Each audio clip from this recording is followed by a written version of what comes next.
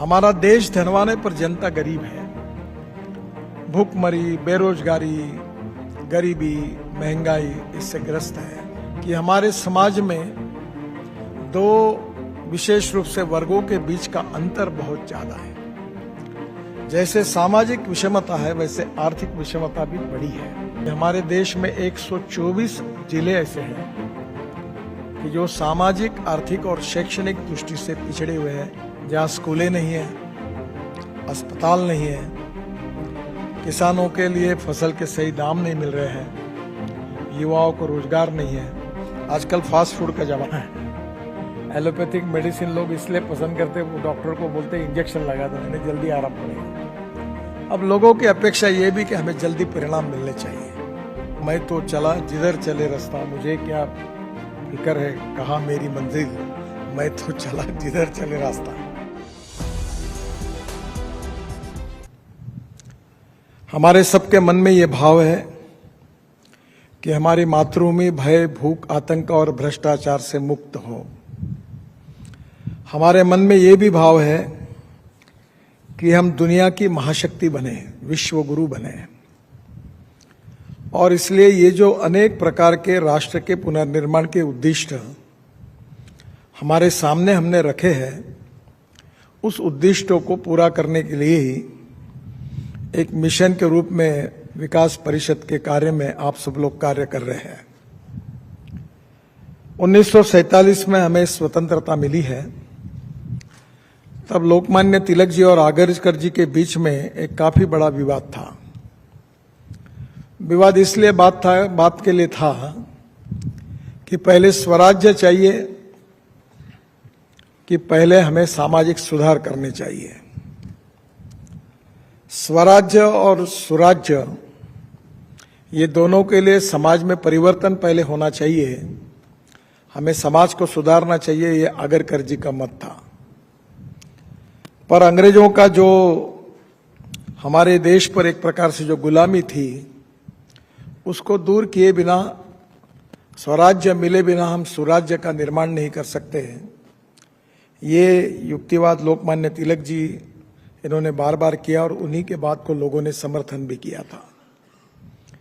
47 में हमें स्वतंत्रता जरूर मिली है और आज हम हमारे देश का अमृत महोत्सव मना रहे हैं।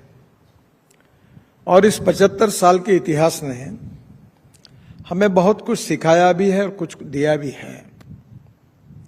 47 के पूर्व का इतिहास देश के समर्पण के लिए, देश के स्वाधीनता के लिए और देश को गुलामगिरी से मुक्ति दिलाने के लिए एक संघर्ष का इतिहास था। और उसी इतिहास में हमने प्रेरणा लेकर सुराज्य के निर्माण करने का संकल्प हाथ में लिया। महात्मा गांधी जी अक्सर ये कहते थे कि हमें स्वराज्य मिला है, अब सुराज्य निर्माण करना है। और सुराज्य का उल्लेख वो रामराज्य के रूप में करते थे। हमारे नागपुर में 1932 में डॉक्टर हेडगेवार जी ने राष्ट्रीय स्वयंसेवक संघ की स्थापना की थी। और हेडगेवार जी ने जब ये स्थापना की थी तो उनके पीछे उनका उद्देश्य ये था कि हमारे देश में, इतना बड़ा देश होने के बाद में भी, इतना शक्तिशाली देश होने के बाद में भी, यहाँ व्यापार करे हुए आए हुए अंग्रेजों ने हमारे देश को कैसे गुलाम बनाया और इसलिए इसका कारण क्या है। और इसलिए हमारे समाज को जगाना पड़ेगा, व्यक्तियों को संस्कारित करना पड़ेगा और सुखी समृद्ध समाज को निर्माण करके बलशाली राष्ट्र का निर्माण करना होगा। अगर ये हम करेंगे तो ही हमारा देश भविष्य में प्रगति कर सकेगा। और इसी भाव से उन्होंने राष्ट्रीय स्वयंसेवक संघ की स्थापना की। आज हमारे देश में हम सब काम करते समय उद्दिष्ट के बिना तो कोई कार्य नहीं होता। हिंदी गीतों में एक गीत था, मैं तो चला जिधर चले रास्ता, मुझे क्या फिक्र है कहाँ मेरी मंजिल, मैं तो चला जिधर चले रास्ता। ऐसी तो हमारी सफर नहीं है। हमारा उद्दिष्ट निश्चित है और उद्दिष्ट निश्चित होने के कारण हम सबको अलग अलग क्षेत्र में किस प्रकार से कार्य करना है, यही हमारे सामने सबसे बड़ा चैलेंज है। भारत विकास परिषद के बारे में आपकी हमारी जो वैचारिक भूमिका है, उसमें हम सामाजिक दायित्व के साथ, सामाजिक जिम्मेदारी के साथ, social consciousness and social responsibility के साथ हम समाज में गुणात्मक परिवर्तन करने के लिए कार्य करते हैं। सेवा के क्षेत्र में काम करते हैं, शिक्षा के क्षेत्र में काम करते हैं, सांस्कृतिक क्षेत्र में काम करते हैं, और जो गरीबी, भूखमरी और बेरोजगारी है, इसको दूर करने के लिए हम आर्थिक विकास के भी क्षेत्र में काम करते हैं।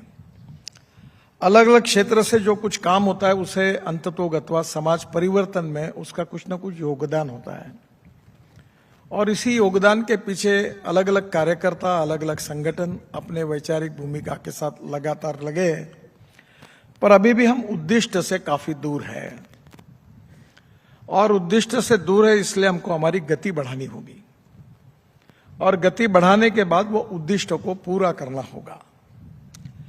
हम लोग दुनिया की सबसे फास्टेस्ट ग्रोइंग इकोनॉमी है, और अब वर्ल्ड में हमारा 5वां नंबर है। We are a rich nation with a poor population. हमारा देश धनवान है पर जनता गरीब है। भूखमरी, बेरोजगारी, गरीबी, महंगाई इससे ग्रस्त है। जातीयवाद, छुआछूत, अस्पृश्यता, उच्च नीचता का भाव समाज के लिए, हमारे लिए बहुत दुखद भी है और समाज के प्रगति के लिए घातक भी है। सामाजिक समता और आर्थिक समता, social equality and economic equality समाज में प्रस्तापित हो।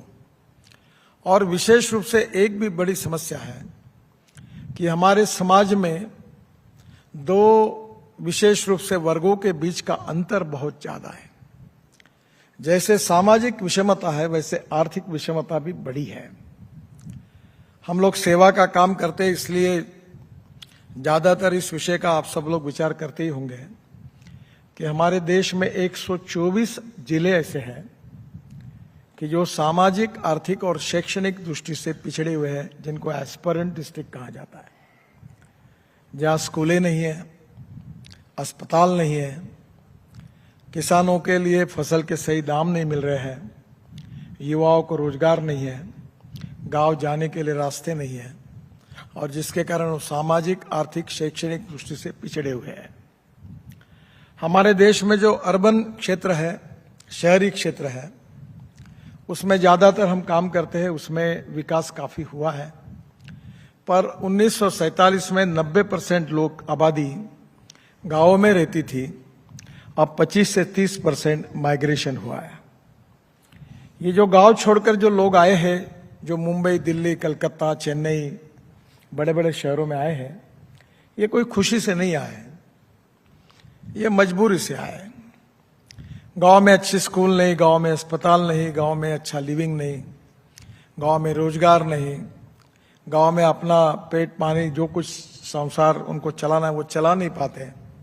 गरीबी, भूखमरी और बेरोजगारी के कारण गांव छोड़कर शहरों में आए हैं। उससे शहरों की भी समस्याएं निर्माण हुई है, और इसलिए स्वाभाविक रूप से विकास परिषद और भारत का विकास करने के लिए हमें गंभीरता से सोचना होगा कि हमको किस मार्ग से जाना है, और वो मार्ग जो है वो इफेक्टिव होगा। आजकल फास्ट फूड का जमाना है, एलोपैथिक मेडिसिन लोग इसलिए पसंद करते हैं, वो डॉक्टर को बोलते हैं इंजेक्शन लगा दो, इन्हें जल्दी आराम पड़ेगा। अब लोगों की अपेक्षा ये भी कि हमें जल्दी परिणाम मिलने चाहिए, और परिणाम मिलने चाहिए इसलिए हमें भी हमारे विकास की कार्यक्रमों को और नीतियों को इस दृष्टि से तय करना होगा कि कम समय में ज्यादा से ज्यादा उद्देश्य पूरा करने में हम कैसे कामयाब होंगे। ये काम कठिन है पर इम्पॉसिबल नहीं है। हमारे देश का जो जीडीपी ग्रोथ है, उसमें से करीब 52 से 54% सर्विस सेक्टर से हमारा ग्रोथ होती है, और 22 से 24% मैन्युफैक्चरिंग सेक्टर से होती है, और 12 से 14% एग्रीकल्चर सेक्टर से होती है। जो ग्रामीण भाग है, रूरल इकोनॉमी है, एग्रीकल्चर है, फॉरेस्ट है, ट्राइबल है, वहां ग्रोथ रेट निग्लिजिबल है, और वही हमारी आत्मनिर्भर भारत बनाने में सबसे बड़ी हमारी समस्या है। और इसलिए मैं जब विद्यार्थी परिषद का काम करता था तब हमने हमारे उस समय एक अभियान चला था, चलो गांव की ओर, ग्रामोत्थान छात्र हेतु अभियान करके उसका नाम था, कि हम गांवों को समृद्ध बनाएं, संपन्न बनाएं, शक्तिशाली बनाएंगे।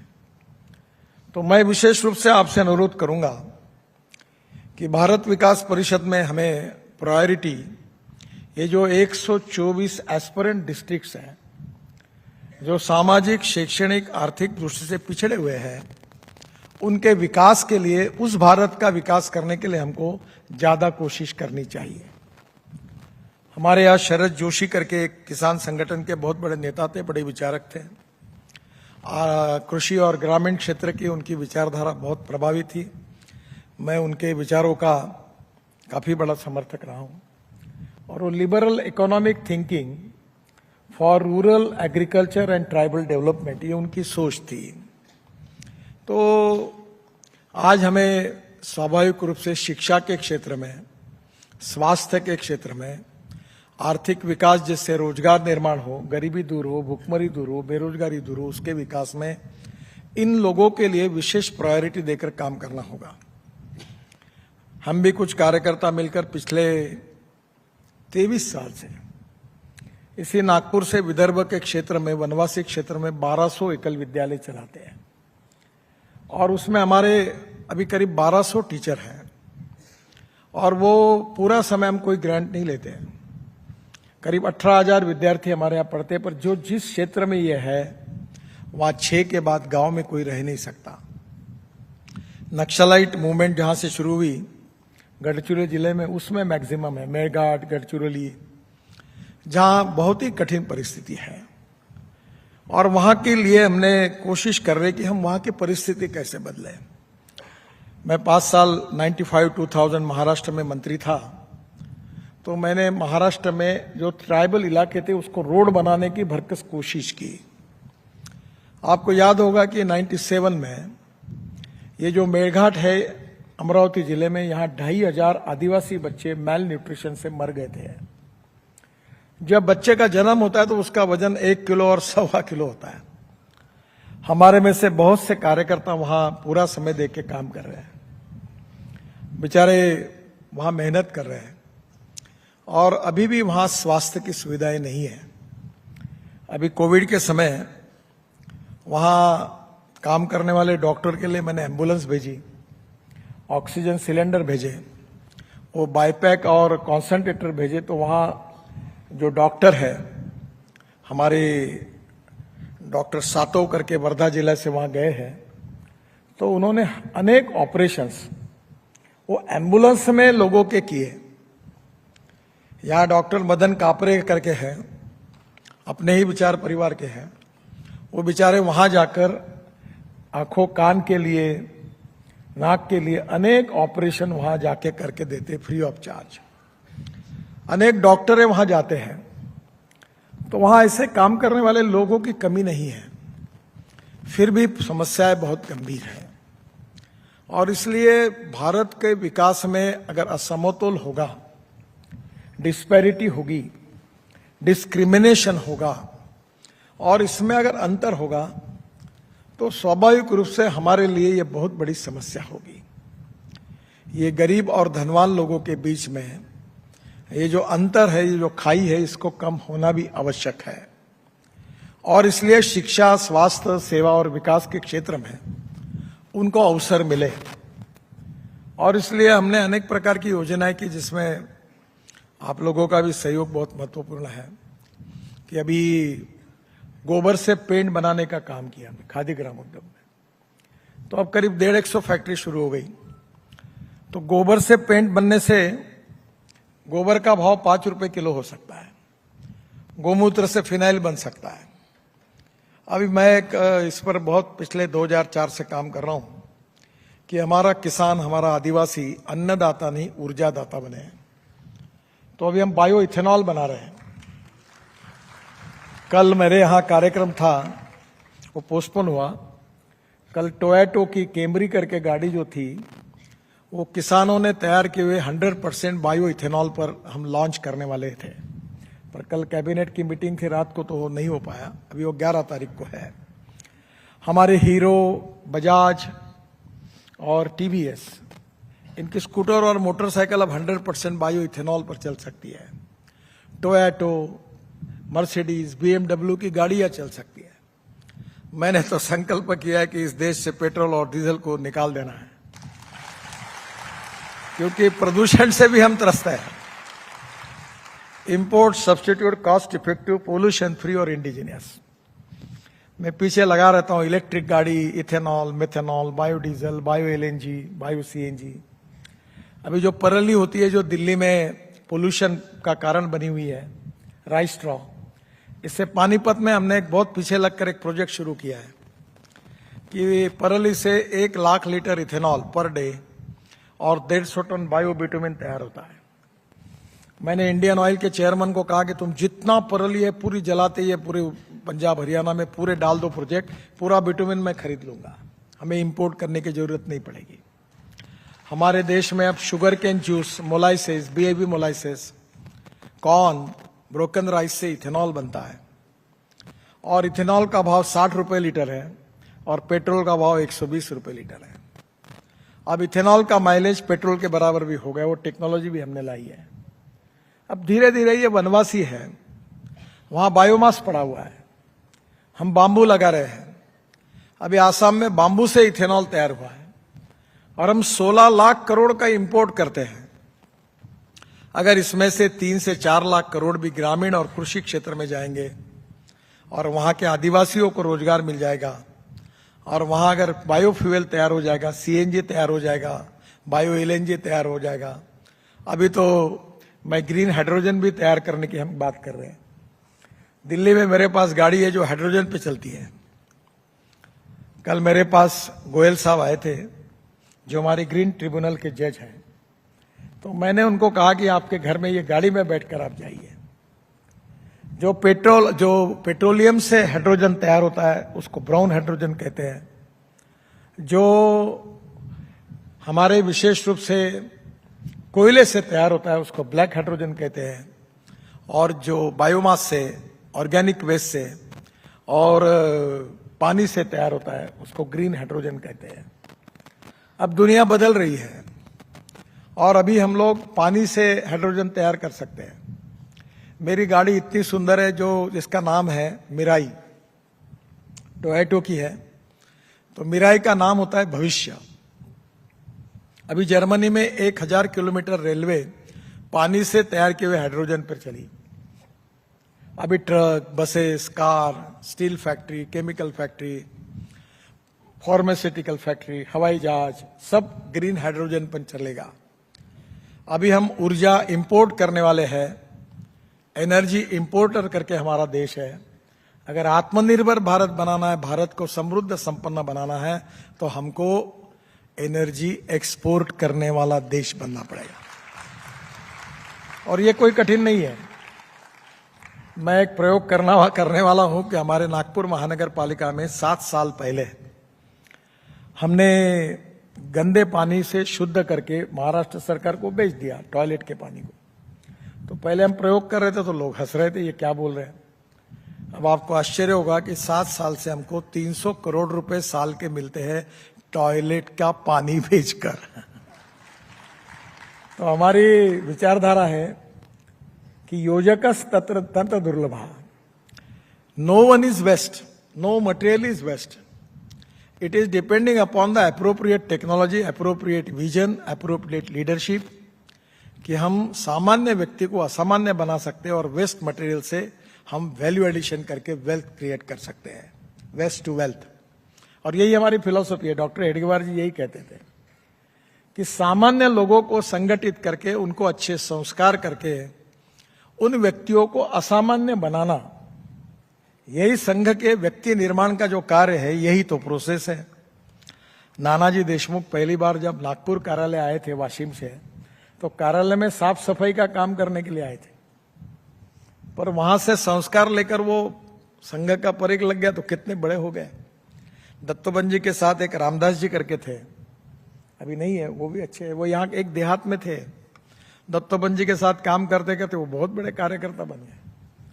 तो हमारी संगठन में ये ताकत है और इसलिए technology, innovation, research, successful practices, skilled, इसको हम नॉलेज कहते हैं, और conversion of knowledge into wealth and conversion of waste into wealth हमारा भविष्य है। तो ये दिव्यांगों को कोई खुर्ची बांटना, किसी को चश्मा देना, ये बहुत प्रिलिमिनरी काम है, इससे नहीं हो पाएगा। हमने अभी 40,000 लोगों को नागपुर में देश का सबसे बड़ा कैंप किया।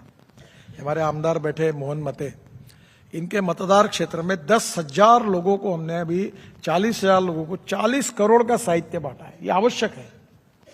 अभी मैं दिव्यांगों के लिए 12 करोड़ रुपए का सुंदर पार्क बना रहा हूं, बहुत ही टेक्नोलॉजी का उपयोग करके, कि अंधा आदमी भी ब्रेन लिपि में हाथ लगाएगा तो पढ़ लेगा क्या है, उसके लिए पूरी नई टेक्नोलॉजी से बना रहे हैं। पर यह पर्याप्त नहीं है। जो सोशियो इकोनॉमिक ट्रांसफॉर्मेशन हमें करना है, जो आर्थिक विषमता दूर करनी है, सुखी, समृद्ध, संपन्न, शक्तिशाली राष्ट्र बनाना है, सुपर इकोनॉमिक पावर देश को बनाना है और विशेष रूप से विश्वगुरु बनाना है भारत को, तो हमें और गति से काम करना होगा और वो सभी क्षेत्रों में काम करना होगा। जो सरकार में है वो सरकार में काम करेंगे, जो संगठन में है वो संगठन में काम करेंगे। उद्देश्य सबका एक ही है कि राष्ट्र का पुनर्निर्माण कैसे हो, और इसी भाव से राष्ट्रीय विचारधारा के आधार पर भारतीय विकास परिषद कार्य कर रही है। और मुझे बहुत विश्वास है कि आने वाले समय में बहुत चैलेंजेस हैं। और मैं अक्सर लोगों को एक बात कहता हूं कि there are some people who convert problems into opportunities and there are some people who convert opportunities into the problem. तो अभी जमाना यह है कि कम समय में ज्यादा काम कैसे करना।